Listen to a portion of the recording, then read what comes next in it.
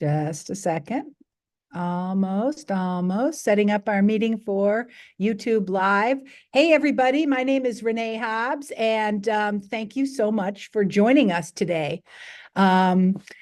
We're here for a celebration of Civic Learning Week in a session we call Talk Back, Mini Podcasts Build Media Literacy and Listening Skills.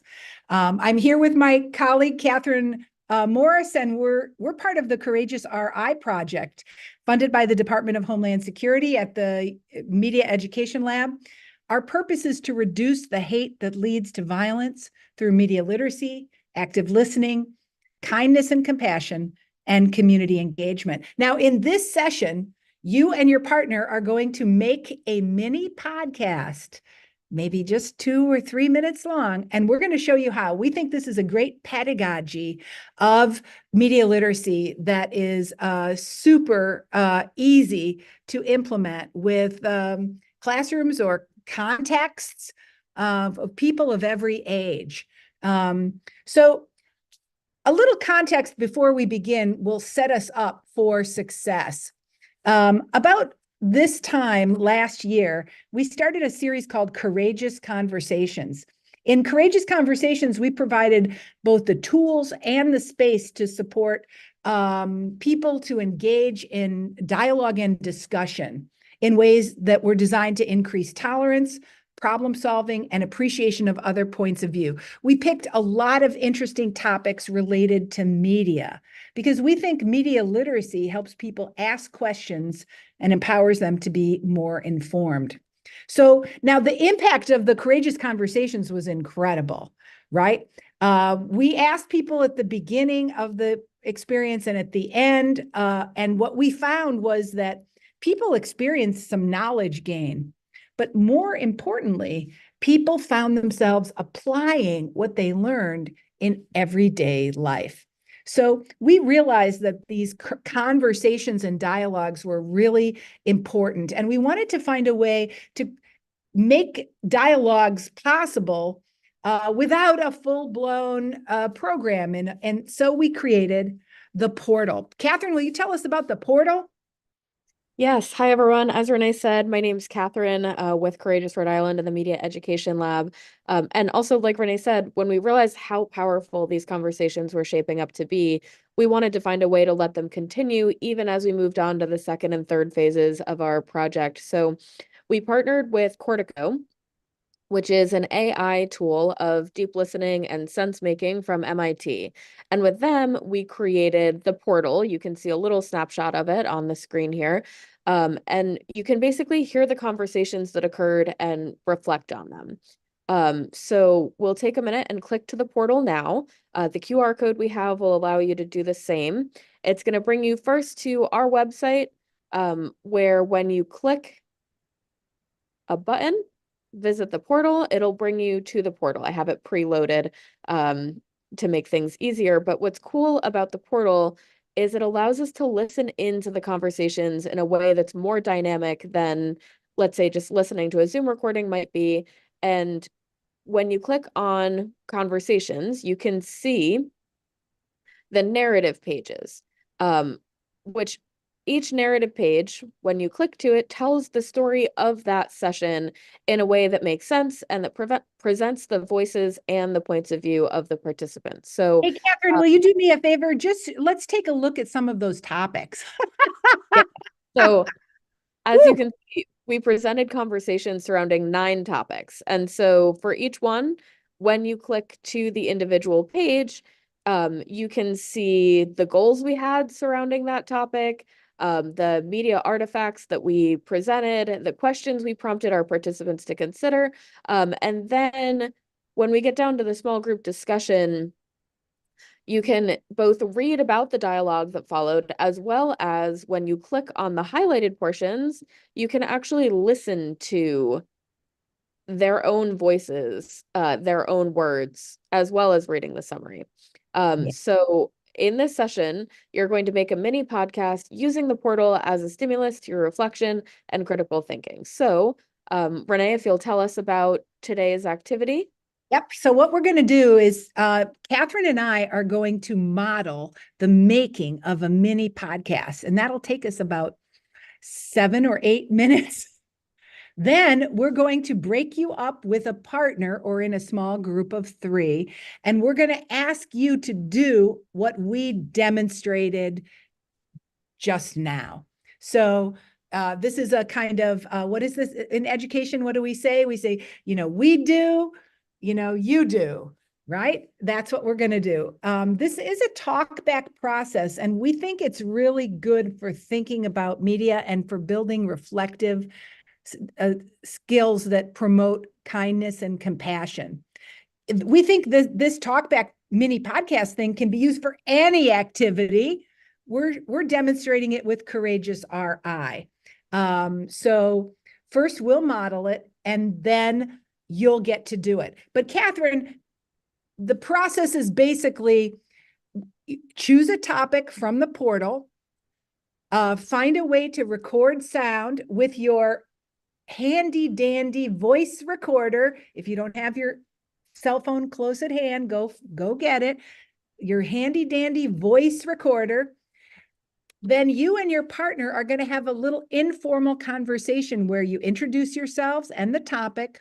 You play a clip from the portal. You discuss what it meant to you or why it's interesting or how you react to it. And you'll do this 1 or 2 or 3 times until you've made a 3 to 4 minute podcast. And then you'll sign off with a conclusion in true podcast fashion. Tell them what you told them. And then we'll show you how you can upload that and we can share them. So that's the process we're going to use. But before we do that, we want to talk a little bit about guidelines for the conversation that you're going to have. Yeah, as Renee said, this is something that we found really helpful in our courageous conversations to help them go smoothly, and to maintain a safe space, even when people disagreed.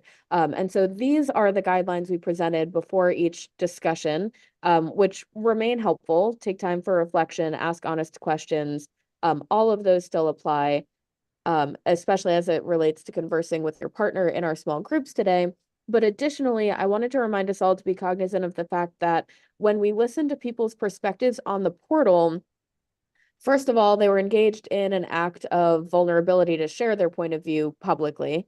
And additionally, they're not here to share their point of view or clarify or respond to any challenge, critique, or comment on their sharing. So because of that, I would like to invite all of us to be kind in our reflection as well.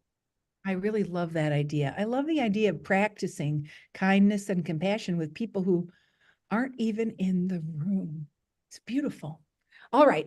So, Catherine, what are we going to do first? So we are going to head back to the portal. I put And the link in the chat, you guys, so you can open that up in the chat and have that open up so you can follow along with us. it'll open to this page on courageousri.com. But then once you click on that button, it'll bring you to the home page of the portal. And so you can get there by clicking visit the portal. So from the home page, you'll click to conversations. And I personally would like to explore the last conversation we did. We called it Falling Down the Rabbit Hole. Oh, I love this one, Catherine. Why did you pick it? I picked this one because it felt like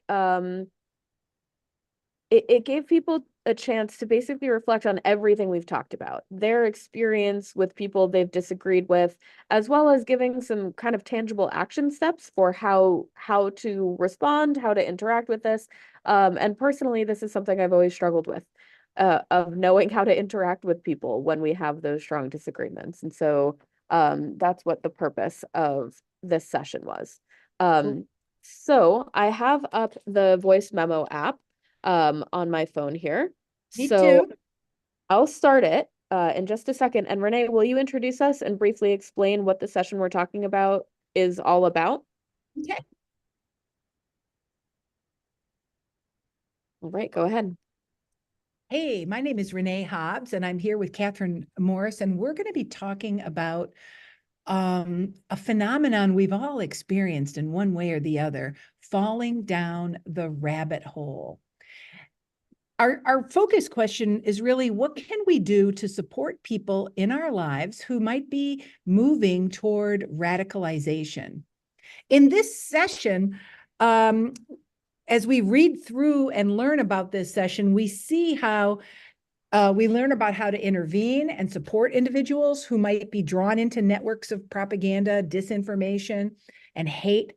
We learn about how to identify the signs of radicalization, and we use questioning and active listening strategies to disrupt the process of radicalization.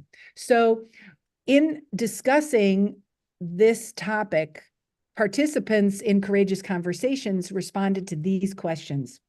Have you or anyone you know experienced hate-based harassment? Do you know anyone who might be at risk for going down the rabbit hole? What do you think might draw them to these groups? And what can you do to help them think and see more clearly? All right, I just paused the recording. And I also, just in case it wasn't clear, everything Renee just said is on this session page, right? So we know these sessions front and back because we were there, we planned them. But as you go through, it might take you a couple of minutes to find a topic you want to use, and that's fine, and read about it so that you can explain in the podcast. So, like I said, I paused the recording because now we're going to find a quote that we want to play and reflect on. So, there's one I've found previously that I really like. I think it's this one from Jeff. So I'm going to play the recording, and then I'm going to resume the recording, and then I'm going to play the recording on the portal so that the phone memo app captures it. And then I'll reflect on this one, and then we'll pause again. And I want to point out that I haven't listened to these in advance, and you aren't expected to either. We're talking on the fly. That's what makes podcasts so much fun to listen to, right? You know it, right? They just start talking. All right, Catherine, I'm ready.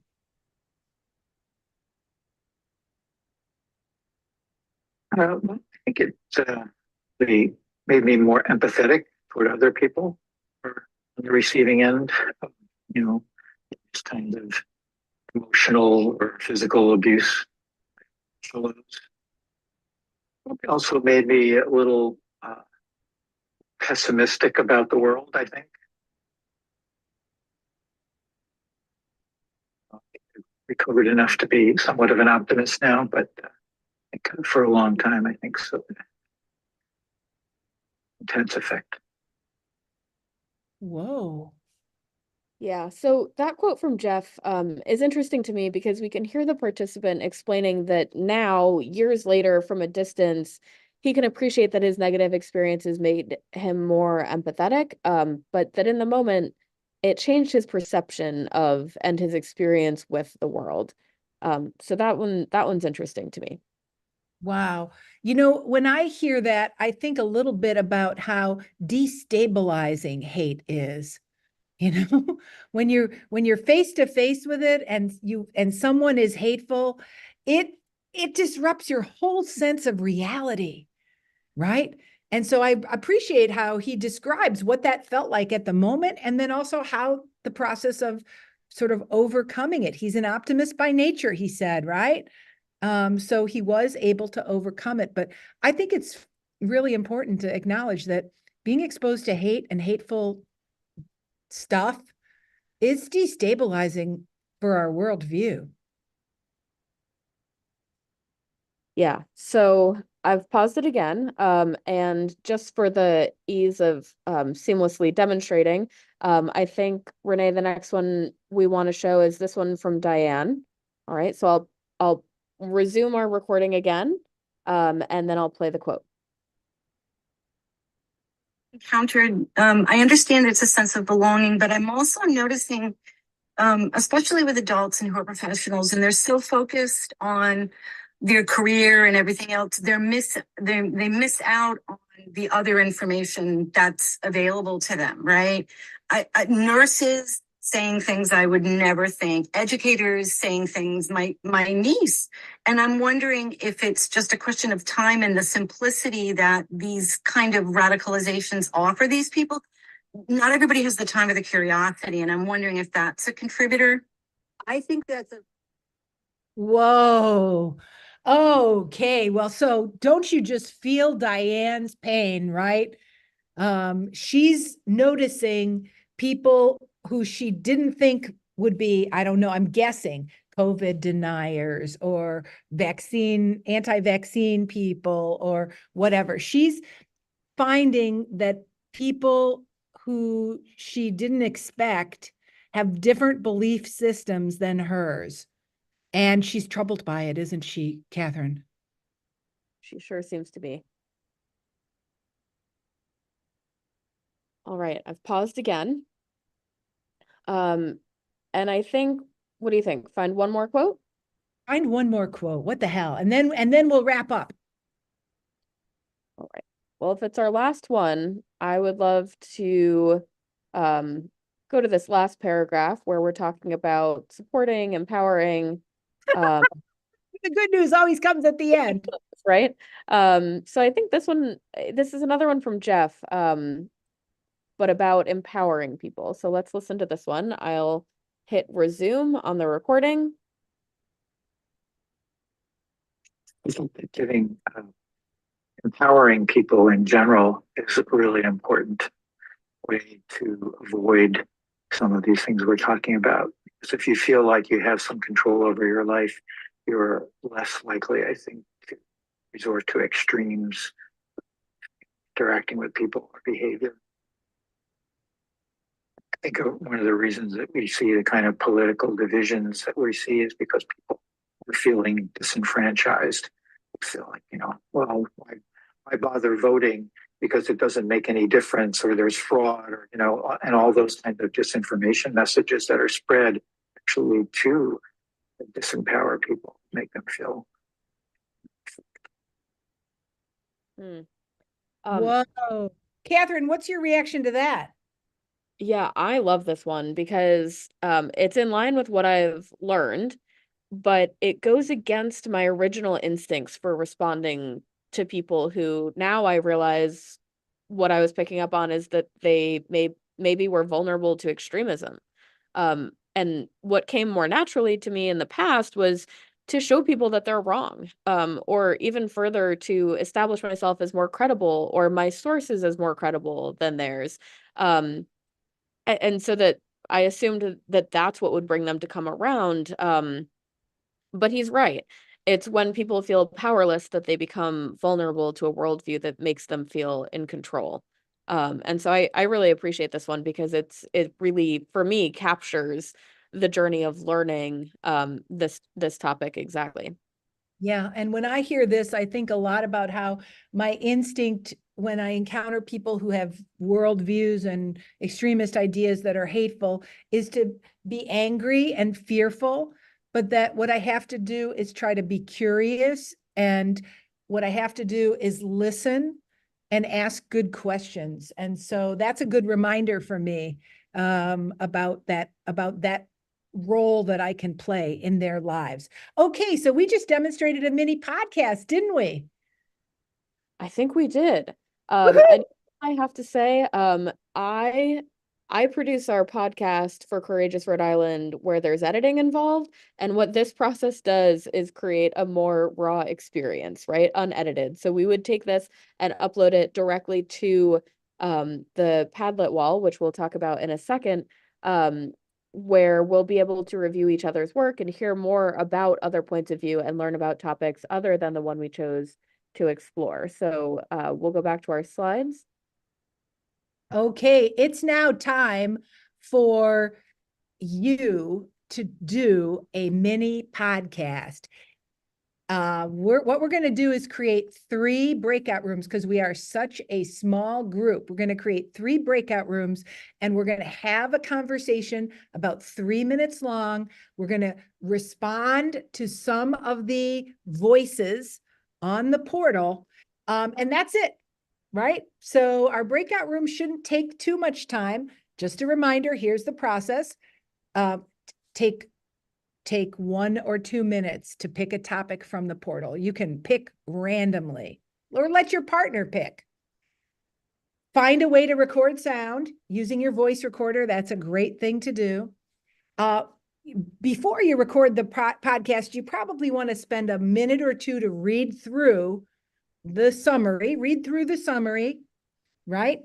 Then introduce yourselves in the topic, randomly pick. We're just playing, right? We're just playing. Randomly pick a clip, discuss it, pick another clip, discuss it, and then come up with a conclusion and stop recording. Give me a thumbs up if you understand the task at hand.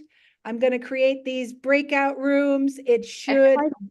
In addition to taking that minute to read through the topic, take a minute to play around with your voice memo app before you get started to make sure you capture the whole thing. Excellent. I am going to put Laura and Catherine together and Kristen and Pam together, and I will come and play in both of you. Oh, and here comes Jennifer. I'll teach Jennifer when she arrives. Okay, rooms are open. We're going to give you about 15 minutes to do this, but you don't need 15 minutes. Plan on taking 10 minutes and we'll see you back here soon. Have fun.